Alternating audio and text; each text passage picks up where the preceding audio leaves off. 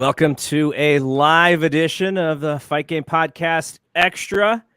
We got the live chat going here on YouTube, and then the audio will be in our normal feed. I switched days this week so that we could do this live and have the audio up after the show. Welcome, Jeff Hawkins from the Dynamite Show. What's up, Jeff? Thank you for having me.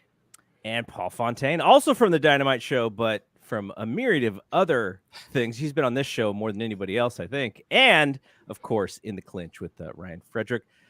So, guys, we just saw a pretty darn good wrestling television show. And we're going to hit all of the segments and all the things that happened.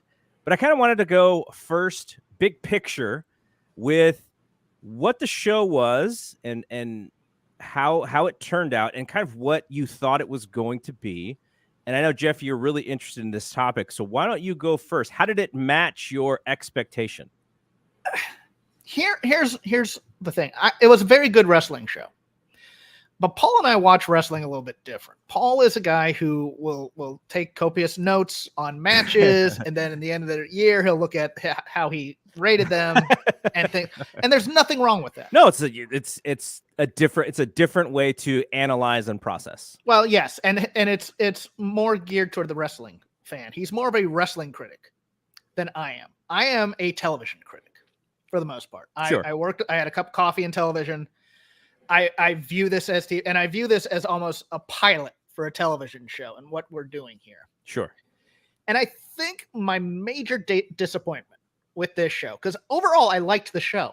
Let me get that out of the way real quick. I liked the show. It was a fun 2 hours of wrestling.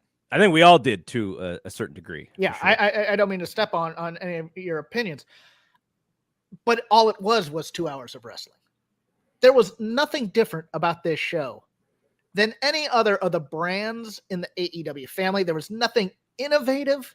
There wasn't even, and this was my complaint when I think Dynamite came on the air, there was no kind of preamble to kind of tell you what this television show was about, other than it's a wrestling show with CM Punk. Sure. And if that's the log line to describe the show, then that's all it is. It's a 2 hour wrestling show like every other wrestling show, except CM Punk is top line.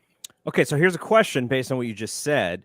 Because of what they built this show around, could you have done it any other way than starting the show with him coming out and doing a 20-minute promo? No, and that was a fine move. Don't get me wrong, but well, you could have started with like a presentation of, okay, these are the stars of Collision or whatever, and you know, like a video package or something to that effect, a preamble for maybe, you know. And look, I know I get grief of this in every Slack and Discord I'm in.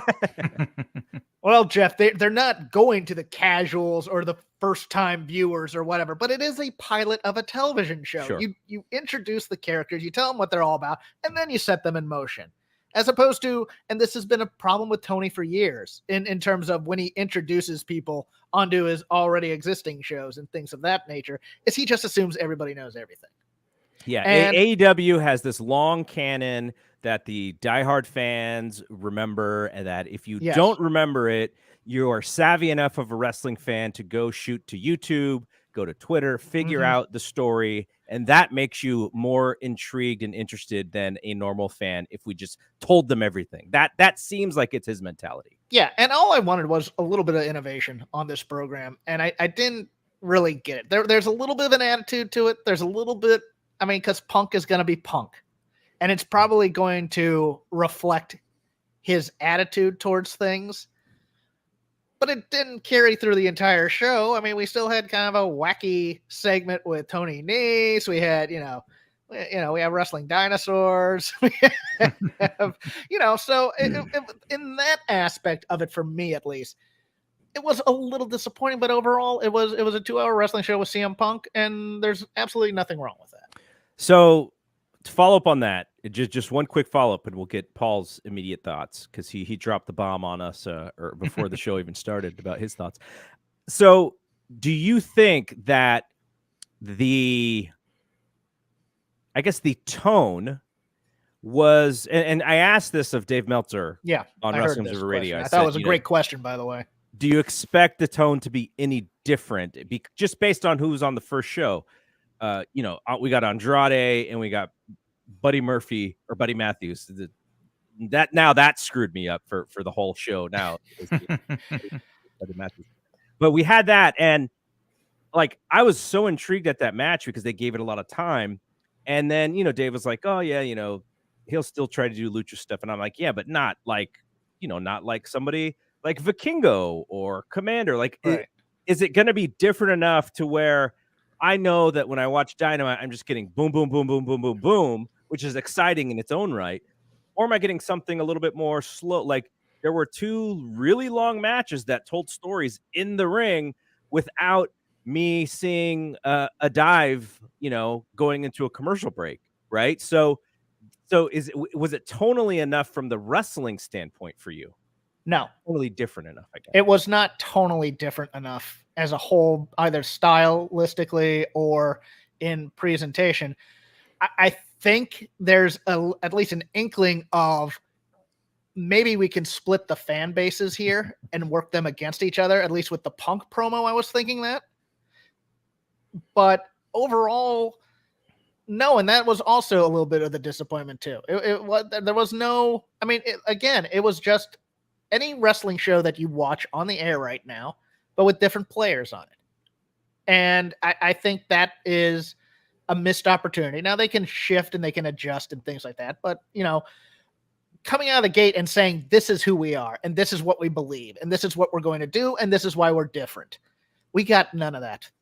Other than CM Punk is on this show, and he's going to say some things with Tony's permission, I'm sure, that are going to tweak some of the elite fanboys. Sure. Oh, well, did you see what the Bucks already put on their bio?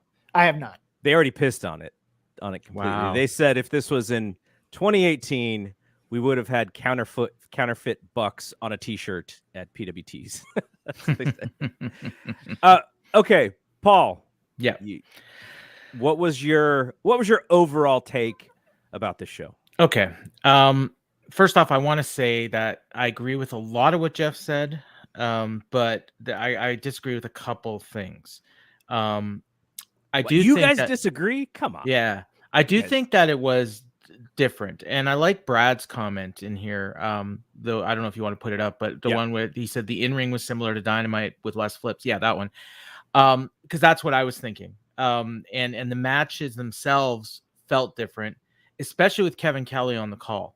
Not having Kevin Kelly or not having Excalibur on the show, that was the biggest thing. And I'm not saying it's bad or good. I'm saying it's different. Yeah, no, that's a great point because I felt the same way in that because of the way Excalibur does play-by-play, your heart rate just naturally goes up because he's going so fast. And Kevin Kelly pulled that down a little bit and was like, hey, we're going to tell the story here rather than just call all the moves, which is a fantastic talent that Excalibur has, just the ability to know, sort of like a Mauro Ranallo of wrestling. But then you have the different style of like, we're going to call the match as a little bit closer to a sport. And we're also going to sort of tell a little bit of the detail that maybe Excalibur can't get to because he's trying to call every single move. Yeah, that's the thing. And we had 2, like you mentioned, 2 really long matches that were both excellent, but completely different from the 2 really long matches we had on Dynamite that were also excellent in their own right. So in that sense, to me, it felt different. Now, where I think this show missed the boat was at the end of the show, like everyone said, and everyone in the comments is saying, it was a really good show. I enjoyed fun 2 hours of wrestling, no complaints there. But it doesn't feel like something that I absolutely have to see every Saturday at 8 Eastern, 7 Central. I'll probably PVR it. I'll watch it when I get time. I mean, we had a title change, but I think what this show needed was like a major angle at the end of the show. Yes. And they missed the boat there. And I think they had a major angle, and I think one of the key players didn't want to do it. Really? That's just speculation. Okay. But but I mean, I think like that's that's the thing. So, we got the good match and the really good match, and we got CM Punk winning and celebrating his hometown. And then I'm waiting. And we'll see you on Wednesday. So let's go back to expectation, because okay. I don't think Tony Khan promised us anything that we didn't get. No. I think Punk is the draw of the first show. And then maybe on Dynamite this week, you do have to promise something that is going to be different, just to get people to tune in. If something's going to happen that's going to really knock your socks off when it comes to Forbidden Door, and you have to promote that way. But I almost thought, and some of this I'm sure is because of who the key player is on the show. Sometimes you can't sit there and promote 3 or 4 weeks out in advance, because who knows what's going to happen with CM Punk. He's going to use his leverage in any way possible, seemingly. So I do wonder if, because that first show it's about Punk, that's hype enough, and then now we have to draw by doing promotion in a different way. I thought for certain that with Punk's sensibilities and Tony's sensibilities, that we'd be coming out of this show talking about whatever happened at the end of this show. Maybe they thought the promo was going to be the talking point, but then again, it was at the start of the show, and you have 2 hours to let that cool down. That's a problem. Yeah. And there wasn't really there. I mean, they mentioned it and they said, he'll say anything, but they didn't really focus on it for the rest of the show. It was just like, oh, it happened. And I mean, we're going to have our show. If you believe what was written in the Mark Raimondi piece, it doesn't sound like they're really going to be able to follow up on it unless they change their minds. And so this might be all we see about, any reference to, and let's just kind of go through some of the lines there. Punk's new catchphrase was "Tell me when I'm telling lies." I'm not exactly sure where that came from. Bobby Fish. He did a promo last year where he said, "Stop me when I'm not telling the truth," or something like that. So I think it was just an extension of that. Okay, so that's what it was. Yeah. I'm tired of being nice. That was the other line that he used, and then obviously the. He's what did he say? One bill, Phil, and business full of counterfeit bucks. Yeah. And then, an apology to the fans, and, apology about your favorite wrestler being soft. So those were his main key points. And it's I think it's going to feel a little unfair, because the other side is not really going to answer, but they've got their little subtle digs in at the same time. So I don't think we're going to need this back and forth. But I want to hit on something that Jeff said earlier, which is, did this show feel a little rebellious to you, in that some of the wrestlers who were on this show are probably not best friends of the Elite? The vibe, the crowd very much bought into this idea that CM Punk is a babyface and the Elite are the heels. Now, that's only in Chicago, but if you're watching TV, and if you did have some viewers here for the first time, they're going like, oh, wait, I thought the Elite were the good guys and Punk was the bad, like that whole thing. So I do wonder if that becomes kind of trendy, where maybe people do kind of start booing the Elite, which I don't know if is really good or not. But just like, the vibe of the show, it seemed really sort of a little bit anti-happy-go-lucky all Elite that we kind of grew to enjoy. Let me ask you this. What if they had gone hard into, and look, all of us with podcasts made mention of this, and my co-host on Shake Them Roast put it perfectly, AEW detention, where this is where all the malcontents, people with bad attitudes, people with this and that, AEW Breakfast Club. Yeah, AEW Breakfast Club. That's actually. I should use "Don't forget me when I'm gone." Into. Don't you forget about me. What if we'd gone hard into that a little bit, including starting with the Punk thing and just continuing that? And this is I kind of like that. This is where all the guys that we could not contain themselves are on Dynamite. We have to keep them here, and we're gonna battle. Like I love that idea, Garrett. I wish they had kind of thought about that a little bit. And I'll just bring up my favorite line in the MJF promo, or not the promo, but it was about MJF saying, I had the best dog collar match. Yeah. No, I have this belt because I won. And I went, thank you. Yes. All I want is this. Yes. This to be a real world where the wins matter and not how good of a match you have, between 3.5 and 4 stars. I don't care about that. I just want you to win and have some hate in the match. That's all I want, really. Okay, so there's another thing he leaned into, which is the idea that he's the real world champ. This is not Ric Flair in 1991, by the way. So do you think, Paul, that's where we're headed, MJF and CM Punk? Yeah, I think I don't know when. I would assume All Out. Being that they'll be back in Chicago likely. Have Punk. I assume he had a belt in that bag.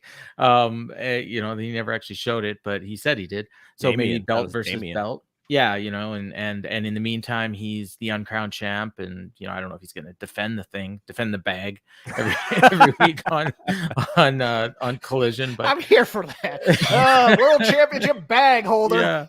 Yeah, but no, like that's what I thought. So I thought that was like the key in terms of like ongoing storylines. Once we got the, whatever he was allowed to say out of the way, he did seem to be promoting a match with MJF or whoever the champion is at the time they get there. I assume it's MJF. I mean, if it was me, I would have MJF keep the belt until they get the match with Punk, and then you do what you want to do. But MJF put in a promo that he was going to beat Punk in Chicago, so I'm kind of here for that All Out idea. Yeah, and I mean, and the other thing I thought, and I made this, I mentioned this in the Discord, that I thought that promo was a babyface promo to the 9,000 people watching, but to the 600,000 or however many it is that we're watching on TV, I thought he came off as a heel, and that's what he's going to be going forward. He leaned into the heel aspect. Absolutely. I mean, he's basically like, do whatever you want as long as you react. Is kind of what he was saying.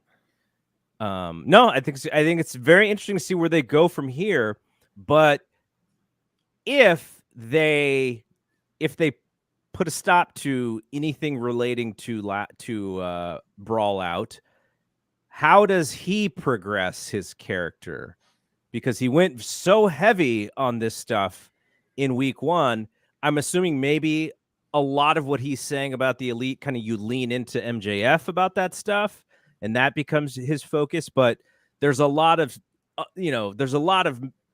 meat on the bone that they're never going to get to if what they said in the ESPN article was true. And so if I'm a fan and I come back next week and I'm just like, oh, he's got to be building to this thing with these guys, and then they just move on. It seems like a little bit of a disconnect. Go ahead, Paul. Okay. No, I agree. I think Punk, the worker, is just leaving that door open because he probably really wants to do something and just hoping that cooler heads are going to prevail, and somewhere down the road they're going to be able to do business. So it's kind of like I'll leave this thing here, and then if we can make it work, then we have something to go back to. Yeah, exactly. And then in the other sense, he's also making his fans happy that at least he addressed it. I've had an issue with I don't have an issue, but this is actually great because Mark chimed in and said this is something bizarre about implying everyone else is soft, yet all of this starting over the Hangman promo. This whole thing is weird. That is the piece that where I kind of compared Punk's promo to we've talked about this, the Donald Trump playbook, which is you are saying something specific to your audience that if those who are not your fans, they look at it and they go, oh, it's just BS. But your audience goes, oh yeah, he's speaking the truth. So it's a very divisive promo. And if he's going to continue the stuff about Hangman, I was like, man, Hangman's got to at least answer, but he hasn't. And then people are saying, yeah, he got the first shot in. So maybe he just lives off that first shot. But the match, like there's multiple matches that could come out of this argument. And it seems like Punk is still the most upset at Hangman out of everything.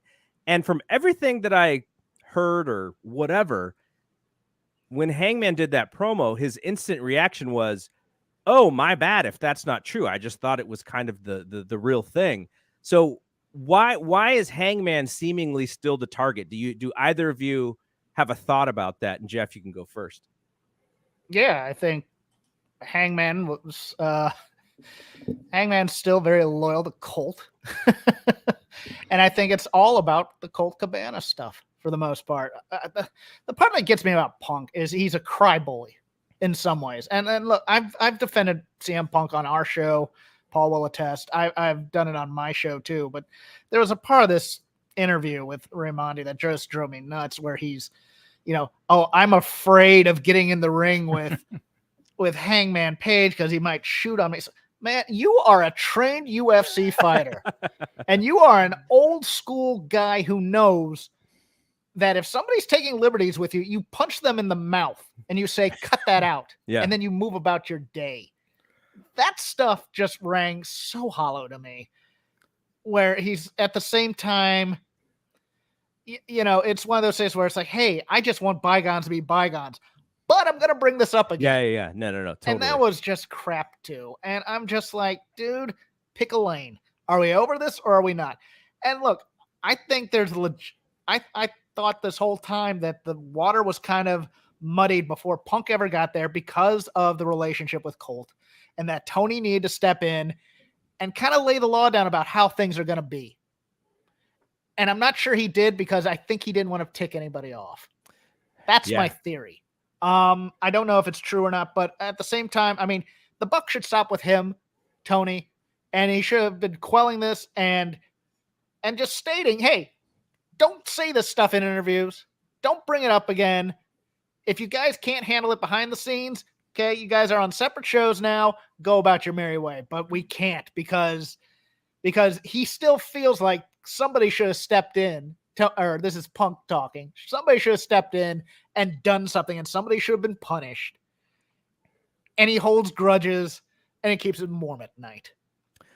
So, and it's a great point, and it sounds like they are starting to put things like that in place, the new hire from WWE.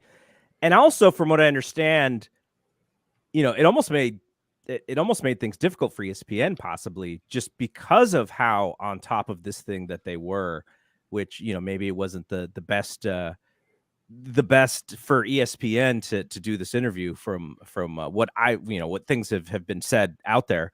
And I think you're right. The buck does stop with Tony. We've all talked about that, but at the same time, this is a hard thing. It's a hard business. You got to have a strong leader.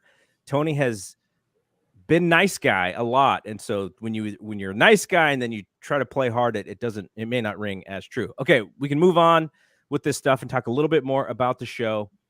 Wardlow versus Luchasaurus was our first match. People who know me know that I do not like Luchasaurus. I'm embarrassed to watch him wrestle sometimes, and sadly, this doesn't seem to be about reheating Wardlow up, unless he gets it back soon. But they had Luchasaurus beat him thanks to interference from Christian. I wasn't too interested in this match. It was an interesting choice to have as your first match on this show, considering they had two really, really good matches later. But Paul, thoughts on Luchasaurus and Wardlow?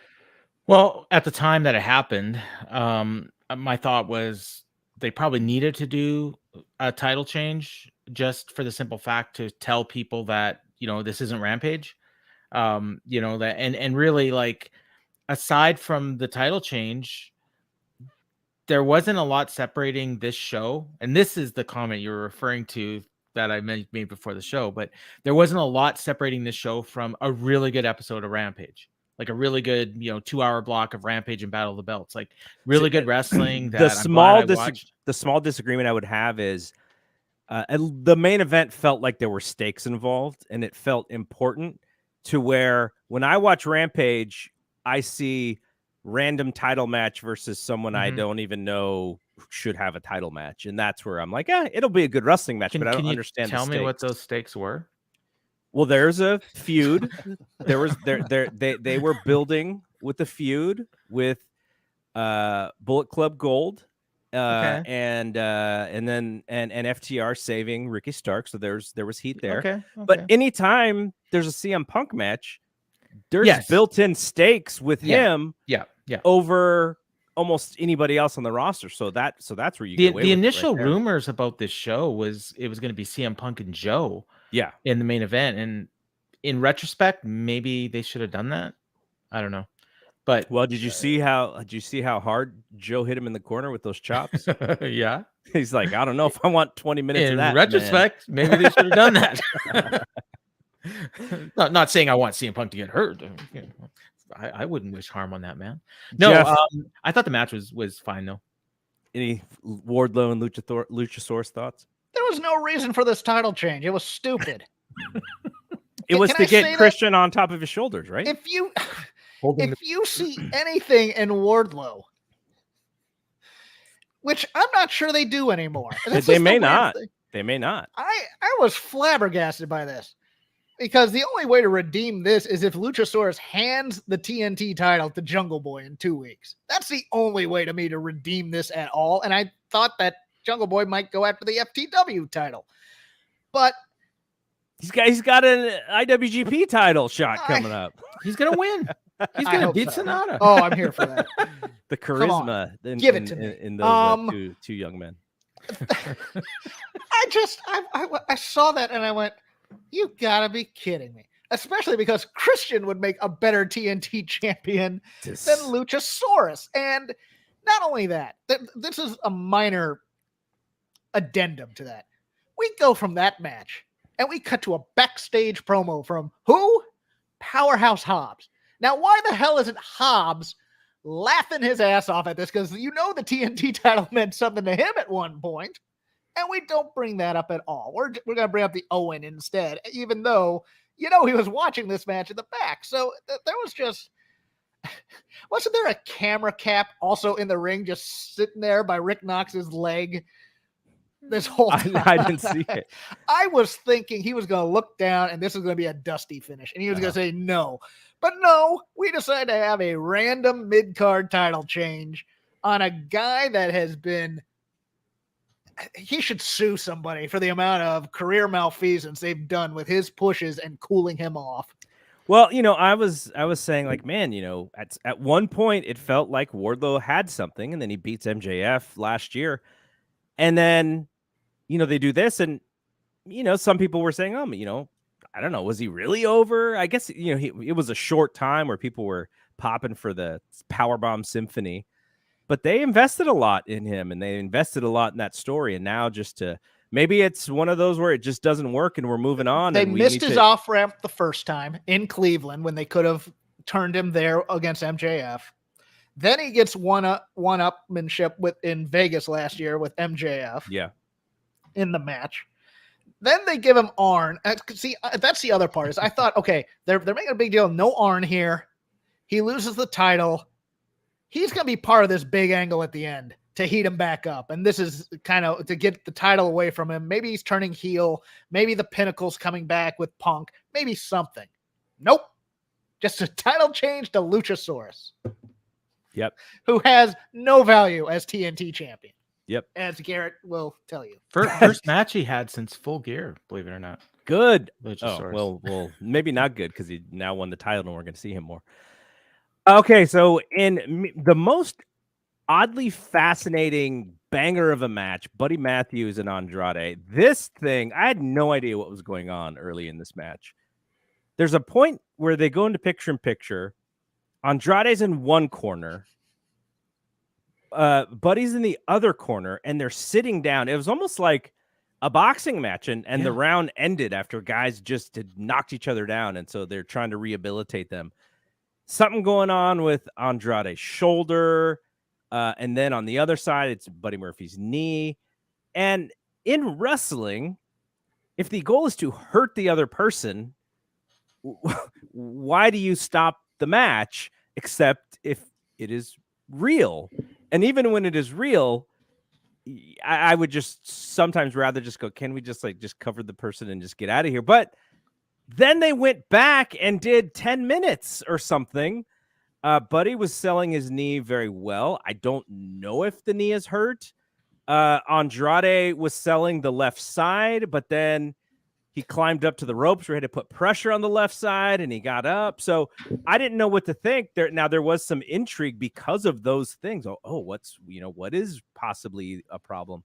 But then they have a great match, and I loved it. And Andrade does the most WWE thing possible, which is he turns the figure 4 into the figure 8, and the crowd goes crazy for that. So much for none of these fans watching WWE. But I don't know. I was fascinated by the whole thing. I like both of these guys a lot, which is probably part of it. But what an interesting, really fun match that was. Paul, what'd you think?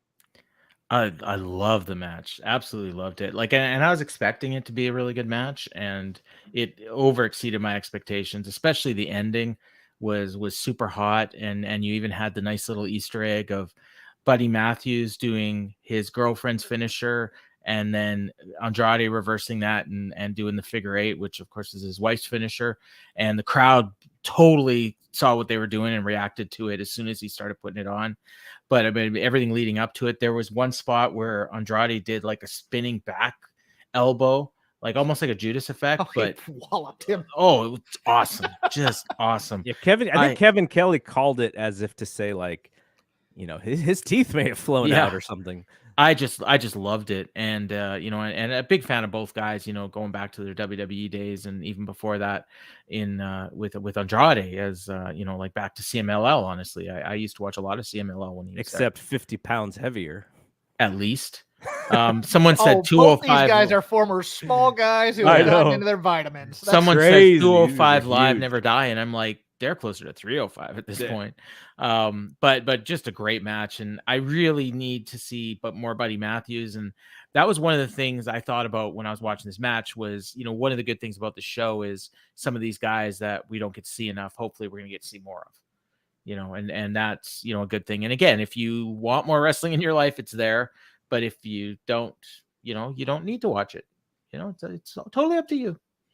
I'll be watching every week. But are you going to be watching on Saturday though? That's the question. No. Yeah, that's. I think more so. Most people will probably be watching.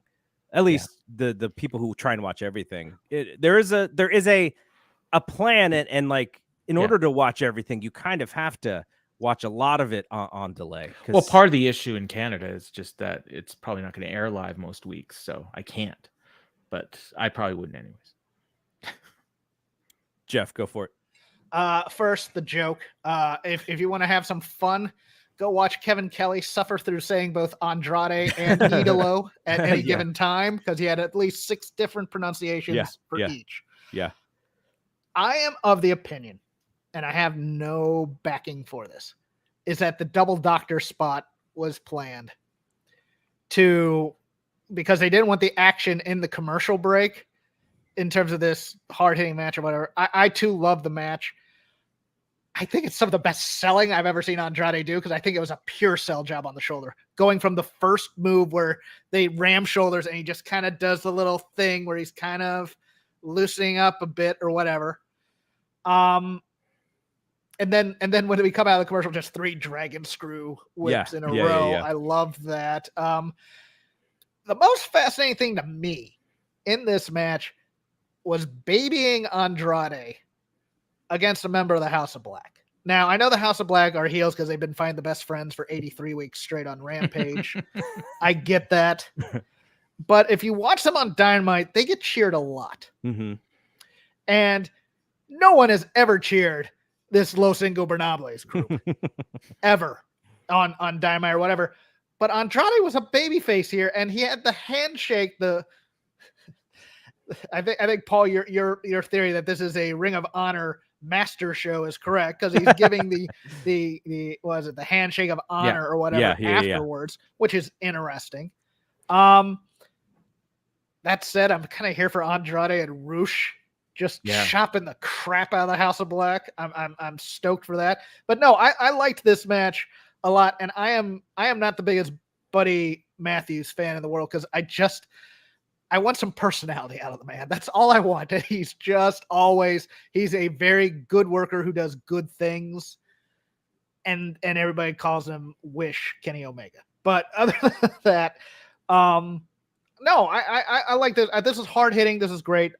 I was thinking maybe that was a stylistic choice to say this is a more hard hitting show than Dynamite will be. And I'm wondering if there was any thought to that too. And I'm hopeful that that's what it is, because obviously you don't want the wrestlers to be hurt. And like you're saying, this is a TV show, and they did get hurt right before the picture-in-picture, so it fit perfectly. Mhm. So yeah, I mean, I'm assuming as well, but I didn't want to also just assume that, and then we hear that someone did get hurt or Yeah, whatever. I don't. Yeah.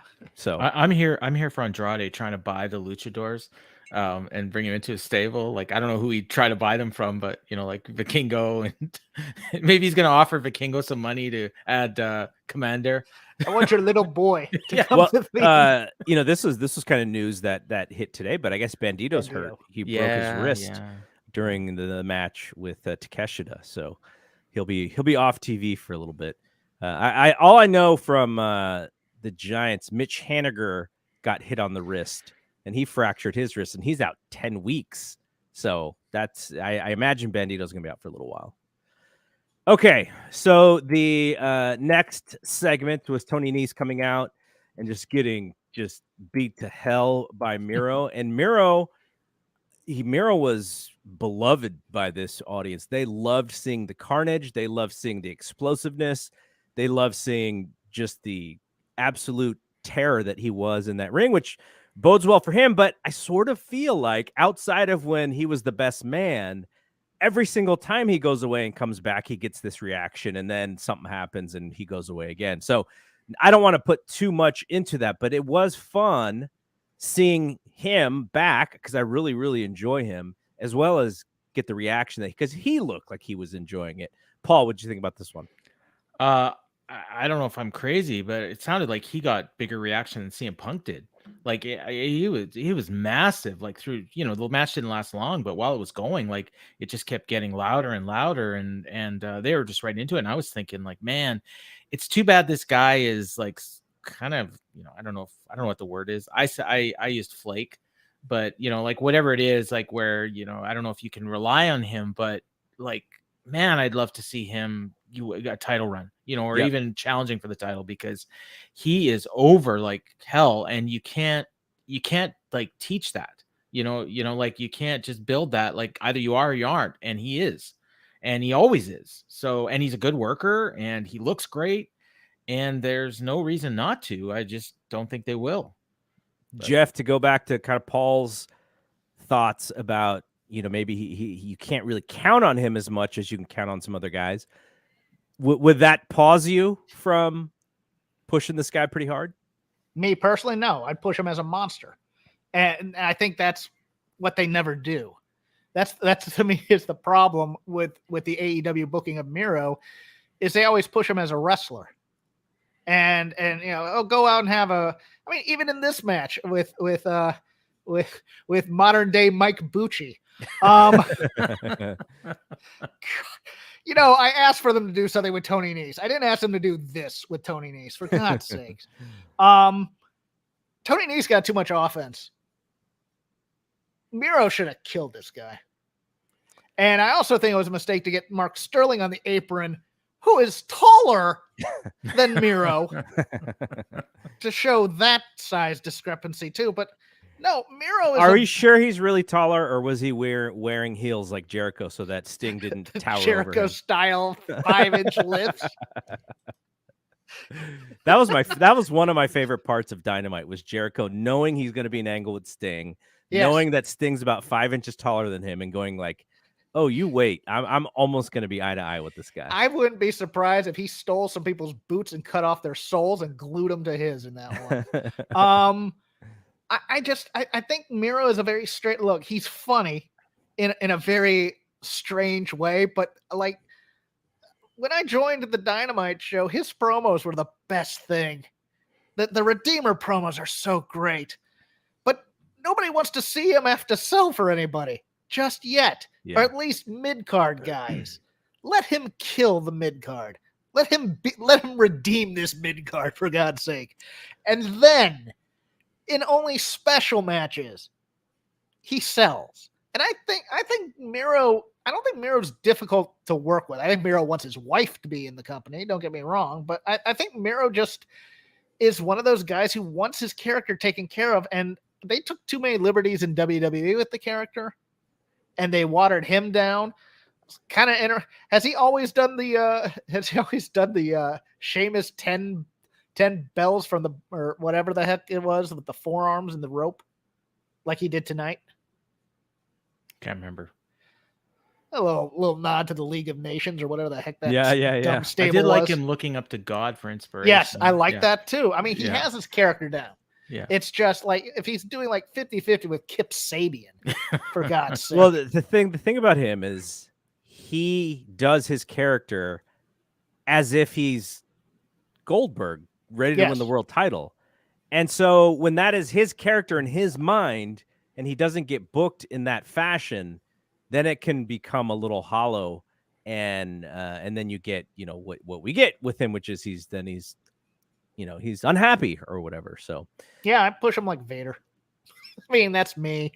But I mean, I push Hobbs like Vader. I'd push Wardlow like Vader. But essentially, that is Tony's problem, right? Yeah. Is he's got three or four guys he should push like that. So he has none. And he has no, so then nobody gets over. Yeah. Except for Luchasaurus. Like, he has a bit of a Hoss fed here if he wants it. Yeah. You know, add Big Bill into this mix, and you got another big guy, and Joe and them. I mean, you got Hobbs. You got 1991 All Japan if you want it. Let's do this. I assume that's why JR was put on this show. That's what. All the Hosses are on this. Yeah, and poor JR. I don't know what was up with his throat. Like, of all days to have a messed up throat, and then he had the black eye that he posed. Like, did he I know fell. He always falls though. Yeah, I know. That's the problem. Well, so does my dad. I know, it's so unfortunate. I feel so bad for him, but he's probably yelling for help and horse. But I'm falling, I can't get out. Don't do that. No. Paul. That's not nice. That's That is not nice. Sorry. Not nice. I always do something. but this guy, historically, he should be sort of perfect for this main event, perfect for this style of wrestling that we saw. And we can talk about this now. Let's the announcing booth, Kevin Kelly, Nigel McGuinness. It was nice to hear two voices. Yes. And two people who really were trying to impress. And I say that, and I know Tony Schiavone is everyone's favorite uncle, but without Schiavone and Taz, you don't get the little back and forth podcast happening of, oh, you're right. Oh yeah, you're right. No, you're right. You're really right about that. Feedback Jones over here. Yeah, exactly. So I like that because it felt now if we talk about the difference in the announcing with the style Kevin Kelly and Excalibur, we already talked about that, but also the focus of having the color guy really intensely watching versus the color guys on the other show, talking about everything except for what's going on in the ring. So that was a nice switch. I really like that, but I'm not sure JR fit. I agree. I actually thought JR's role would be akin to kind of a Gordon Soley type thing, but doing more pre-taped stuff.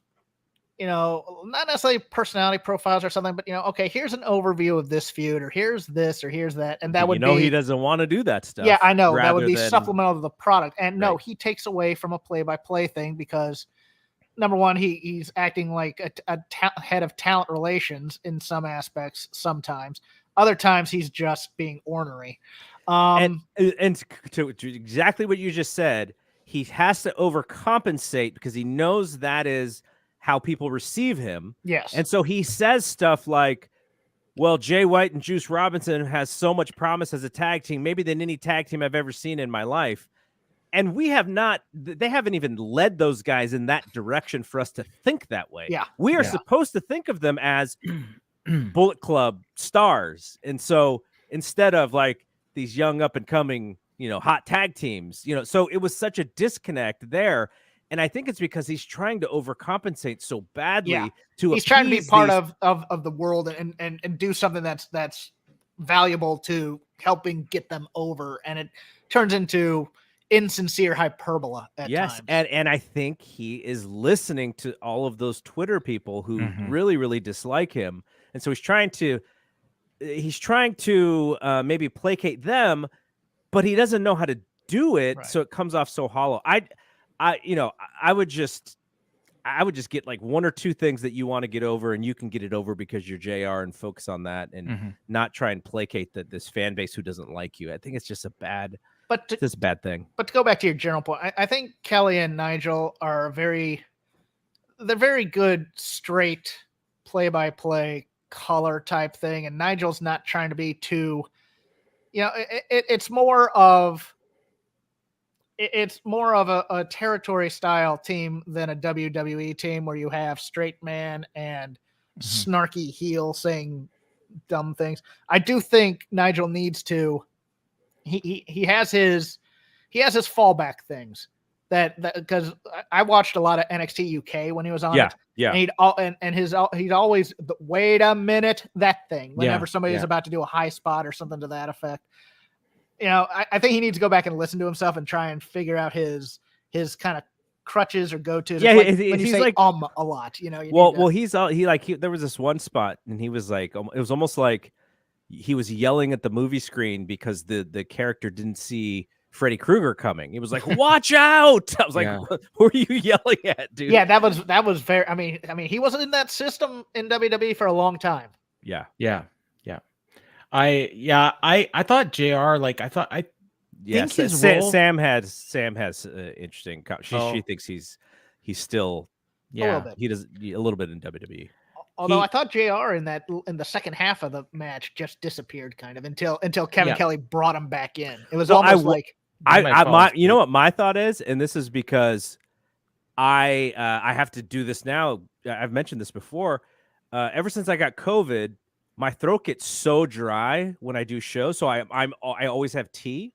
And I wondered if JR's voice was messed up, and someone's like, "Okay, you need to give him something," because he comes back and his voice sounds good, and then it just goes bad again. So I wondered if they just kind of were like, "Let's give him something to drink so that he can come back strong." I think the role for JR here is similar to what it was in NXT about 10 years ago. I don't know how many people were watching that, but he used to come in and he would do the big main events, and he would just be like, it kind of told the audience this is an important match. And he would give that kind of voice of experience, not so much calling the action. And I read somewhere that his actual role here is not play-by-play or color, it's analyst. That's what Tony Khan said was. Okay. What is it like? How did he word it? Executive analyst or exclusive analyst or something like that. He didn't say he was part of the team. He said he was adding as a third person in an analyst role. Very different than when he's on Rampage, where he's like telling jokes with Jericho and he's arguing with people and he's throwing out bowling shoe ugly when he doesn't like a match. Yeah, like he here generally seemed like he bowling shoed ugly that match within 30 seconds. I was like, man, give it a little bit of a run here. Like let's. That woman's match a couple weeks ago. Yeah. But no, I thought expert analysis. That's Richard. But I was like not other than the voice right at the beginning. Like other than that, like he didn't like offend me or anything. But I mean, again, you barely noticed he was there, which I suppose is a good thing. And Jeff made a great point in that Kevin is going to try and get him in. Yeah, Kevin has a lot of respect for JR. I don't know what their relationship is, necessarily day to day, but I'm sure. He looks up to JR in a specific way that, and Excalibur and JR didn't really have that relationship. So I think that will help, but I do fear a little bit that JR is going to overcompensate, and he's just not going to be able to do it. Well, I also think when he's with other teams, at least JR almost feels like I don't know what he thinks of the other broadcasters, at least Excalibur, but almost feels like I need to get in there and do something because these guys aren't doing it right in some ways. He's trying to, or at the very least, I need to get in there and say something right now, as opposed to going with the natural flow and being invited. And Kevin Kelly will be a facilitator. He'll pass the ball around. Yeah. And that's there's nothing wrong with that whatsoever. Yep. And look, Kevin Kelly's got to also get Nigel over with this audience too, because it's a different voice. He does have the ROH, but this is not the ROH audience. Like, this is the AEW audience. So I think absolutely 100% Kevin is the right guy for that role, though. And I'm so happy that it is not another show for Excalibur, not because I don't I'm fine with Excalibur, but it makes it different. And I'm very happy for that. I didn't need this to be, my heart racing just because of the announcing. Okay, so let's finish up here with the rest of the matches, and then we'll kind of end with some other notes and thoughts heading into Dynamite, as well as next week's Collision and then Forbidden Door. So Sky Blue and Willow beat Toni Storm and Ruby Soho. So that was our one connection from Dynamite. They had a match on Dynamite that led into this show. So you had the baby faces get their win over the heel tag team. Mama Blue was involved again. She didn't let the bad ladies spray her this time, so that was good. She got a couple licks in, and so I know there's always going to be a discussion around how good this match was. I thought it was totally fine. I think these are maybe the two best Sky Blue matches I've seen. So that to me, it says that she's improving. And so I like that.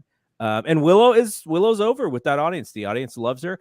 But I also think that not enough credit goes to this Outcasts team, because they know how to be heels. Yes. And a lot of people just want to poo-poo on them for being former WWE wrestlers. And that is the gimmick. They are outcasts from WWE, but they know how to be heels. And I think they're doing a really good job of being heels and of getting the baby faces, getting the crowd behind the baby faces. Like, that is their paramount role.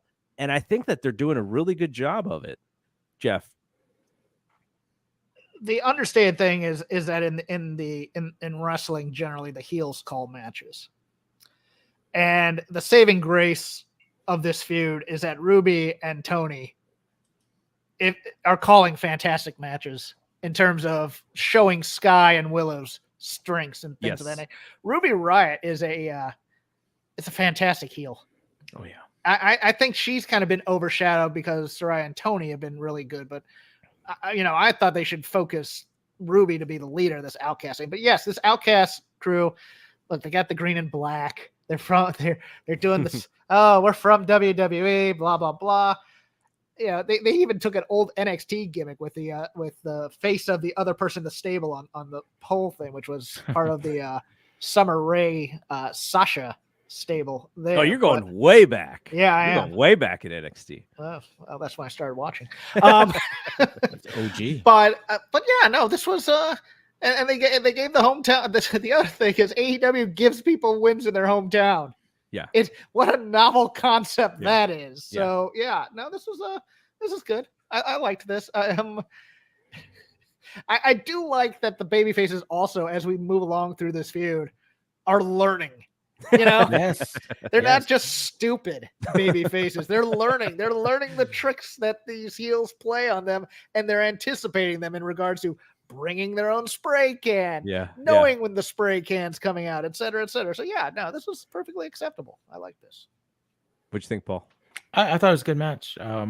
Sky Blue has this one move that she does that I don't see anybody else doing. It's where she like drops to the mat and she hits a kick up, and like the opponent's usually on the mat as well, like on their knees, and she just kind of levels them with this kick, and it's really cool. Like, it kind of needs a name.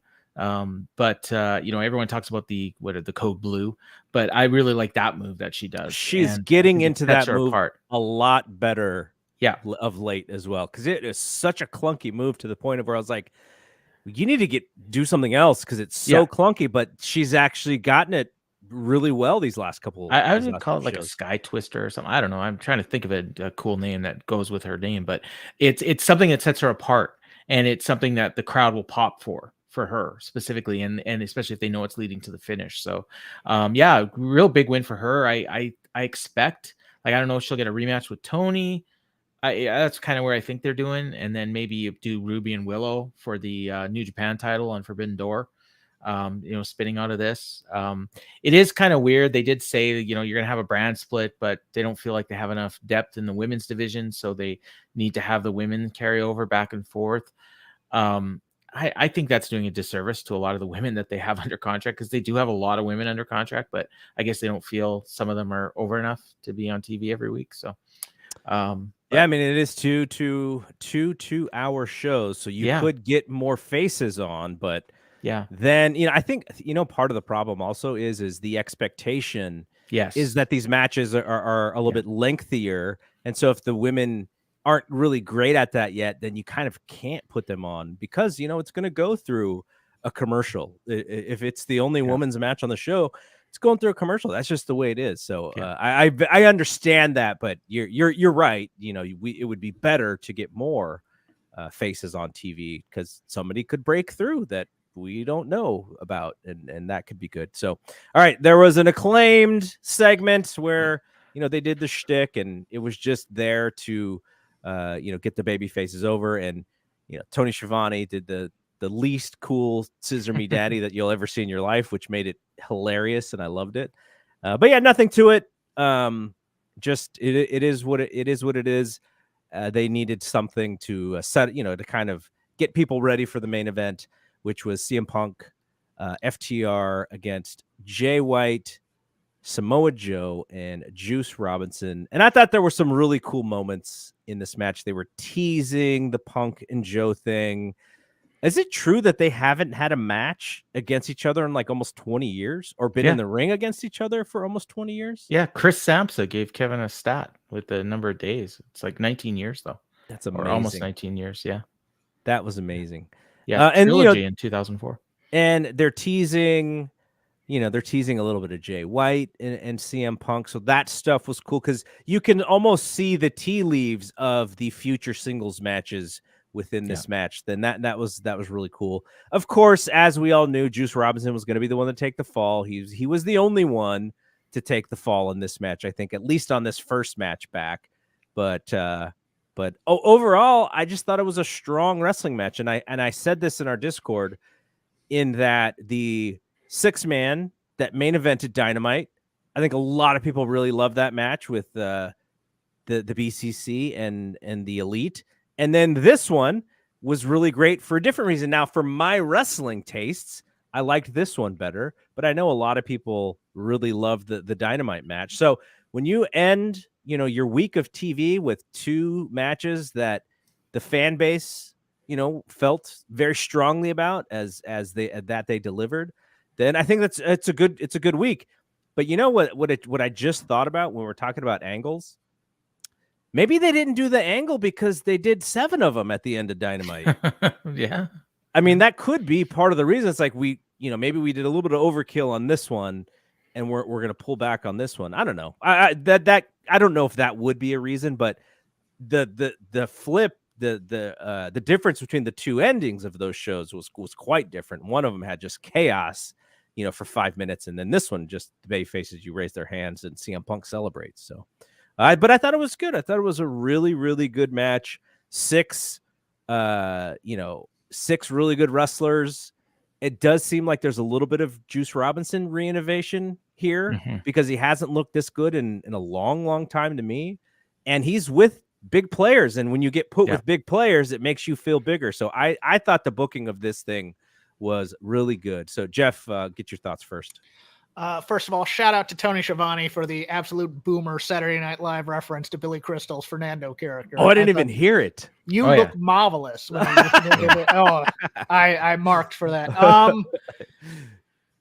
I love Juice Robinson as loudmouth Flake of the black or the gold Bullet Club Gold.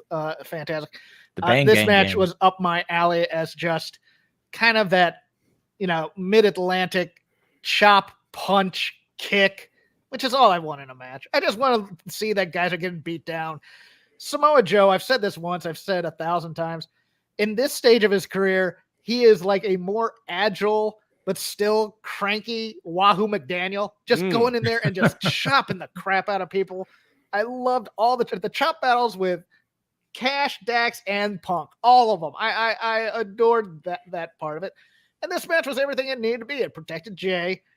The loudmouth Flake got there. I just love Joe standing on the apron while the other two Bullet Club members get beat up during the match, as if it's like, well, maybe he'll leave them. Like he's almost like also latter-day WWF Bad News Brown, which was always a favorite character of mine, the heel that other heels hate. I love those characters. He's not connected to these guys, really. He's more just an opponent of the other team. He's a hired gun for this match, and he's not really friends. He doesn't really care if they lose as long as he doesn't lose. No, little Randy Orton in him too. Yeah. No, I mean, and Joe and Punk's interplay, just the little things, the looks, the kind of talking to each other, it made for such a more heated match. And of course, FTR are fantastic in everything they do, in my opinion. So, I mean, I love this match. It was great. Paul, what'd you think? I gave the main event of Dynamite 4.5 stars, and I was going to give this one the same, but then Larry Sternshine said that he didn't care about it, so I docked a 1/4 star. Shout out to Larry. No, I really like this match, and I just like for all the reasons Jeff said, like just a completely different pace, and it's the kind of stuff I like. Just taking the time to make everything mean something. Yes. Garrett, I'm glad you mentioned Juice and how good he looked. I mean, I thought it was the best he's looked since he was the U.S. champion in New Japan, feuding with Jon Moxley. Like, going back that far when people thought he was going to be like, he was going to be what Jay White became. And maybe he'll still get there. And one thing about him now is, at least I felt like this back then, he was always setting up his stuff. He would do a loud scream, and then the left hand would come. And now he's not doing a lot of that, so it feels a little bit more organic in his work than like the babyface who telegraphs everything that he's going to do so that the audience knows what he's going to do. So I like that aspect of it. And I think having it be a 6-man like they did, like I mentioned earlier, that having the single might have been better, but I did come to the realization that doing the 6-man tells you, okay, we know Punk and Joe are big deals, but FTR and Jay White and Juice Robinson are also going to be big deals on this show. So they're setting that up for future episodes, which I do like. I like the I always get the delineation of like the talent of telling you who is good, who is not, who you got to pay attention to. And so I like that. And you can spin off into a number of different matches here out of this. So I wanted to throw this at Jeff before we kind of wrap things up here. From Brad, how excited are you for the Jarrett Mark Briscoe concession stand brawl? Let me tell you, that promo was outstanding by Jarrett. I thought I know there are some haters of Jeff Jarrett in my various worlds of wrestling, mostly by 20-somethings who don't know Jeff Jarrett other than WWE and Impact. I am stoked. I think this is gonna be insane. Because Mark Briscoe's insane, and Jeff Jarrett in his own way is insane, and it's gonna be walking and brawling, and comedy and ketchup and mustard, and whatever's in the hot dog stand that night. Well, how are they going to differentiate it from Jericho and Roddy though? I think it might be more brutal. I think Briscoe and Jarrett are kind of here for an old school Memphis style brawl type of a thing. I do. Yeah. No, I think it'll, like, if Jeff Jarrett has the, he's kind of got the canvas, and we're going to see how Jarrett needs to bleed. Well, how much is he going to differentiate because of, okay, like this is how we can be really different from everything else on that show. That's kind of what I'm interested to see. Yeah, I mean the Jericho Roddy brawl, Roddy was more moves outside of the ring than a fight for the most part, and that's how differentiate. I mean, these guys aren't going to be doing, fancy knees and stuff like that. We're going to get a pile driver through a merchandise table, and stuff like that. Yeah, and we're going to get like a froggy bow elbow off of something. So yeah. Okay, so let's wrap it up. We went past the hour mark here. Again, appreciate the live audience who've been hanging out with us, and the podcast audience who are listening in the Fight Game Media Network feed. So I guess one last question as we wrap this up is, because We are heading towards next week with Forbidden Door. Where are you now? You guys do this every Wednesday night, like within 3 hours of Dynamite ending. You want to go to the Patreon, patreon.com/fightgamemedia. You could hear Jeff and Paul consistently. Now, one of you have taken a vacation here or there, but you guys have been just steamrolling through all of these episodes. You have that reaction, kind of like what we're doing now, but to Dynamite. So if you want to hear Jeff and Paul, subscribe to the Patreon for that. As we head into Forbidden Door, I mean, where are you with coming out of Double or Nothing, which, I thought the build was, for a lot of that stuff was not great. Do you feel like there's any momentum coming with Collision, Forbidden Door, Wembley Stadium, and then all out soon thereafter? Like, do you feel like there are some things working really well right now because they got a lot of big shows coming up, and I think they're going to have to hit some home runs? Go ahead, Paul.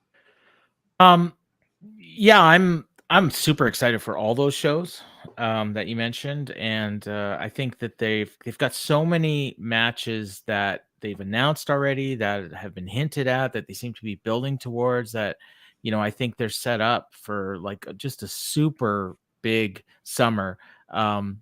Ticket sales for some of these Collision shows notwithstanding, and who knows how the show's going to do on TV. But if you're talking strictly about the big shows, I think, and they always knock it out of the park on their big shows, but these ones are going to be special. Like that pay-per-view next weekend. Like, I thought you were going to ask me, like 1 to 10, what are you excited? And I was going to shock you by saying like 9.5. Like I couldn't be more excited for that show next Sunday. Danielson and Okada. I still can't even believe that that's Omega. coming. And it is so Jungle Boy Sonata, like, oh my god. For me, like, the wrestling industry should be exploding right now at the thought of this match, and they're like, oh yeah, it's just next week. They're just gonna have a great match. Yeah, no, So I think they're set up really well, and I don't know what else to say. Dally Pool, I answered your question on Twitter, so you can find me at Paul Ace Fontaine. So, all right, Jeff, final thoughts. It'll be a great. It's like a one shot for comics if you ever do that. The Forbidden Door shows, they don't have any far reaching implications to anything else in the universe. They're there for the certain kind of fans that want those types of issues. Paul's a little more excited than I am, but I will say this, because I'm not a pure work rate guy. I like feuds. They have done a far better job this year. Yeah. Of they learned, right? They learned. They learned. Yes, they did year. promos. They did videos. I would have, I'd like a little bit more back and forth than just the week before, but you got to give them credit for at least improving and seeing the weaknesses that they had last year, where it's just, oh, look, there's Okada. He's on the ramp. It's like, okay, great. That's cool. I am a little concerned about the builds for Wembley and the 2 pay-per-views in August, but we got a couple months to get there. Yeah. I will watch Forbidden Door, of course. I am all in on the Danielson Okada match, more so than Omega and Ospreay, because I also think that's going to end in a screw job of some sort. But no, it'll be. Tony knows who that audience is. Yeah, he does. If he knows any audience better than his own, it's this show upcoming for sure. All right. Well, for the folks who are watching on YouTube, Power Bombshells on Sunday morning, they go at 1 p.m. Eastern, 10 a.m. Pacific. So I'm sure Mel and Sam will have a discussion that is unique and different from this one. So I was a little worried about doing this and going like, they're going to do their show, but their show is going to be so different from this one, and the way that they watch wrestling is much different than ours. So there's a uniqueness that you're going to see on the Power Bombshells. So check that out on Sunday morning on this YouTube channel. And appreciate everybody checking in. I was watching the live count. We had a lot of people watching, and that was a lot of fun. We even got a nice little super chat, so appreciate that. But check Paul and Jeff out on Wednesday night, the Dynamite Show on our Patreon. So for Jeff and for Paul, I'm Double G. We will see you when we see you. Peace out.